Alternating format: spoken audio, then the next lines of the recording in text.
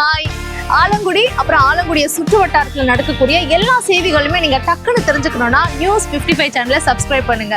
உங்க வீட்டை சுத்தி ஏதோ ஒரு திருவிழா நடக்குது, இல்ல ஏதாவது ஒரு பிரச்சனை நீங்க பாக்குறீங்க அப்படின்னா அதை நீங்க செய்தியா மாத்தணும் அப்படின்னா இந்த ஸ்கிரீன்ல தர நம்பருக்கு கான்டாக்ட் பண்ணுங்க. ஆலங்குடியை சுத்தி நடக்கக்கூடிய எல்லா விஷயங்களையுமே தானு தெரிஞ்சுக்கோங்க. புதுக்கோட்டை மாவட்டம் ஆலங்குடி அருகே உள்ள கோவிலூர் ஸ்ரீ முத்துமாரியம்மன் கோவில் மாசி திருவிழாவை முன்னிட்டு ஜல்லிக்கட்டு போட்டியை தமிழ்நாடு இயற்கை வளங்கள் துறை அமைச்சர் எஸ் ரகுபதி மற்றும் தமிழ்நாடு பிற்படுத்தப்பட்டோர் நலத்துறை அமைச்சர் சிவவி மெய்யநாதன் ஆகியோர் கொடியசைத்து தொடங்கி வைத்தனர். அதற்கு முன்னதாக ஜல்லிக்கட்டுக்கான உறுதிமொழியை அமைச்சர் மெய்யநாதன் வாசிக்க அதை வீரர்கள், அதிகாரிகள், பார்வையாளர்கள் என அனைவரும் உறுதிமொழி ஏற்றுக்கொண்டனர். இந்த ஜல்லிக்கட்டில் புதுக்கோட்டை மட்டுமல்லாமல் தஞ்சாவூர், திருச்சி, சிவகங்கை, தேனி, திண்டுக்கல் உள்ளிட்ட தமிழகத்தின் பல்வேறு பகுதிகளிலிருந்து வந்திருந்த 650 காளைகள் களம் கண்டன. இதில் 300க்கும் மேற்பட்ட காளையர்கள் பங்கேற்றனர். மேலும் இந்த ஜல்லிக்கட்டு போட்டி விதிமுறைகளை கடைபிடித்து நடைபெற்றது.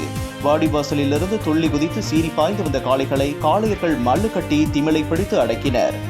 இந்த ஜல்லிக்கட்டில் சிறந்த முறையில் காளைகளை அடக்கிய காளையர்களுக்கும் சிறந்த முறையில் களமாடும் காளைகளின் உரிமையாளர்களுக்கும் சைக்கிள், மின்விசிறிகள், ஹாட் பாக்ஸ், சில்வர் பாத்திரங்கள் உள்ளிட்ட பரிசு பொருட்கள் வழங்கப்பட்டன.